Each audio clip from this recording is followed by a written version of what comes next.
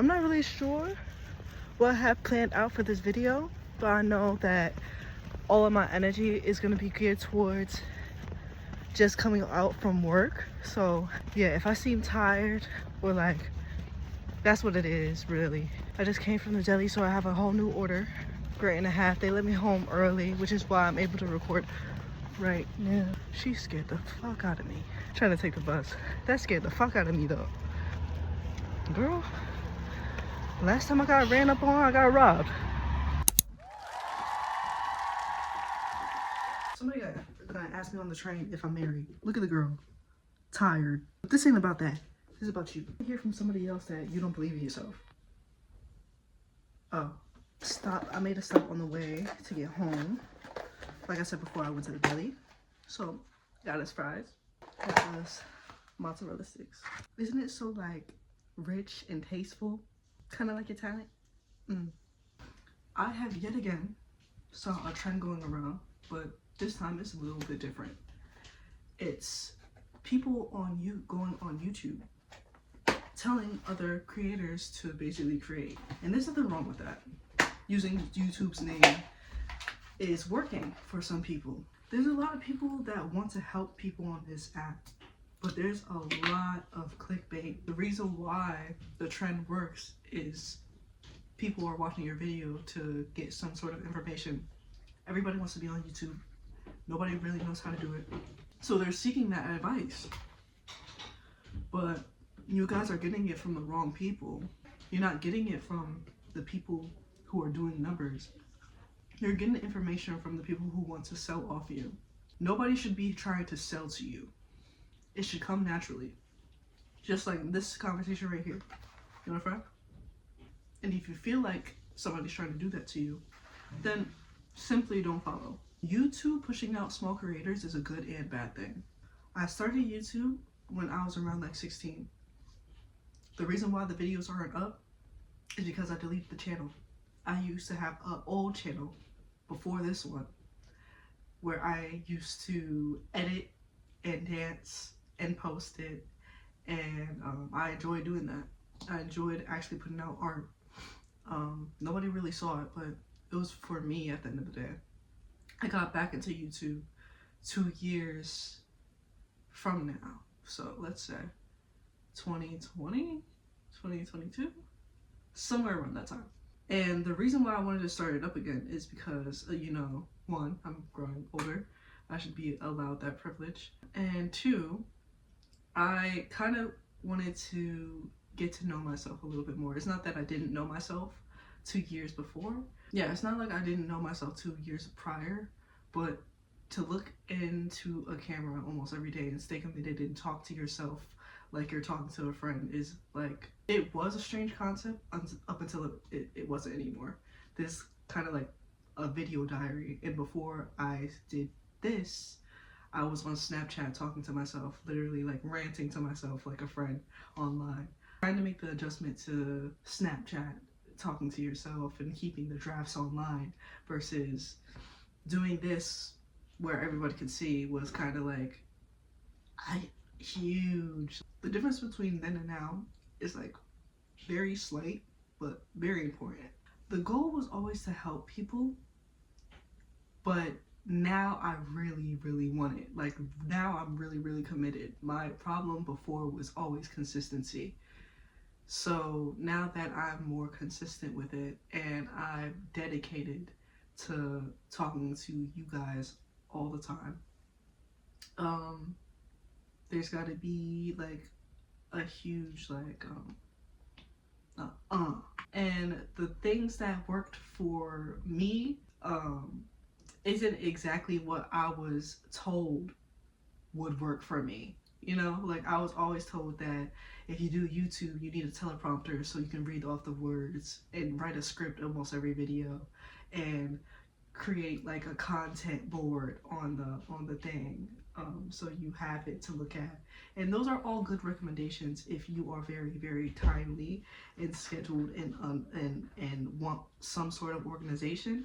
I'm unorganized and my brain doesn't work like everybody else. It worked for me to wake up almost the exact same day of recording a video to figure out what the video is going to be about.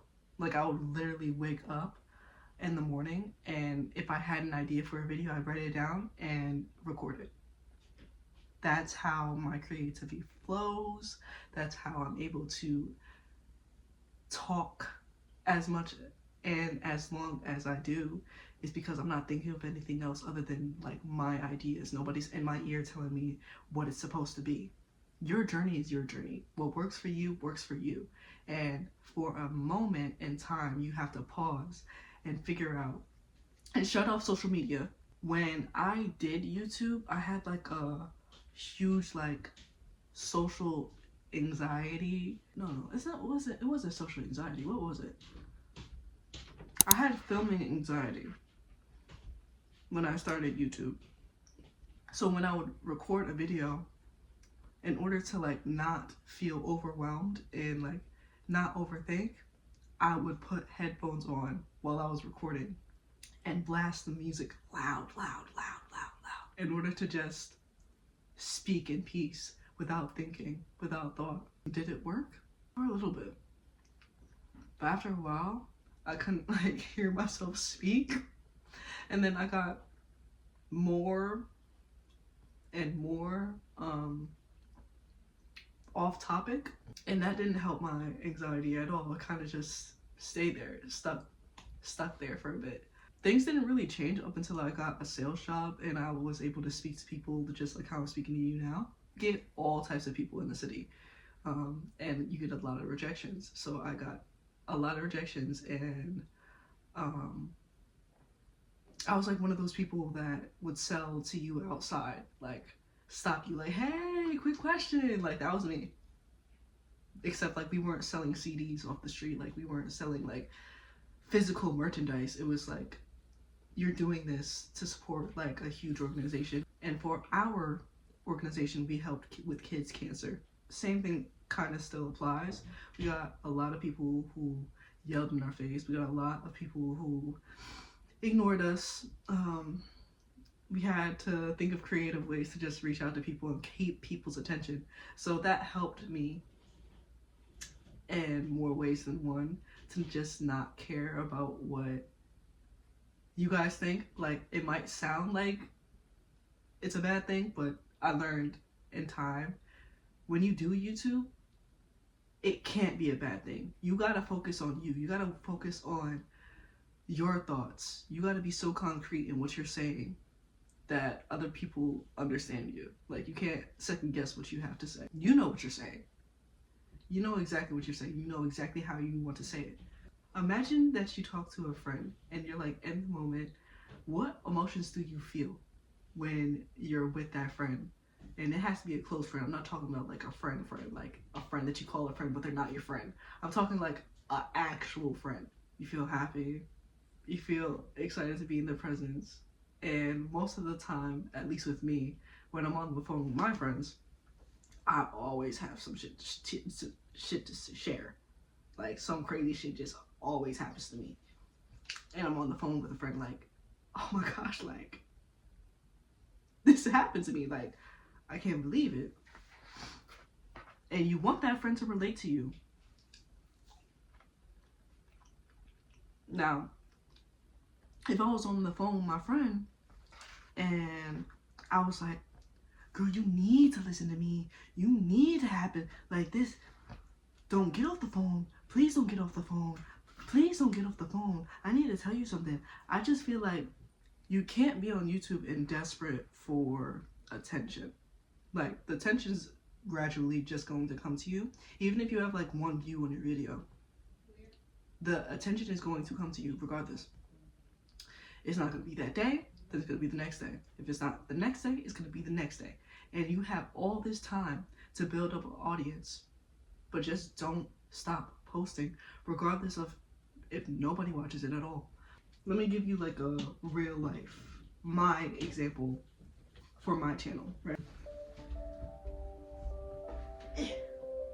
Period. Okay. First of all, hold on, pause. 159 subscribers, bro. It just keeps growing. I just want to get that out the way. Thank you so much for tuning in and listening to me speak. Thank you so much. You are so appreciated. Thank you. Here's what's happening on my YouTube studio. Right now, it's at, I don't know if you could see it,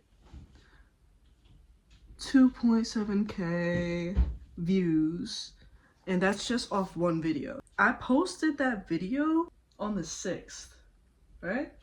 That was 3 days ago. It's the 9th. Well, yeah, I posted that video like on the 6th around.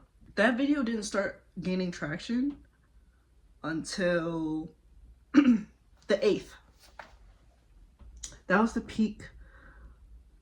Now, that happened to be like within the same week of when I posted the video. But that just goes to show that things just take time. Maybe your video won't blow up, but the next one will. There's, ooh, my knees, oh my gosh.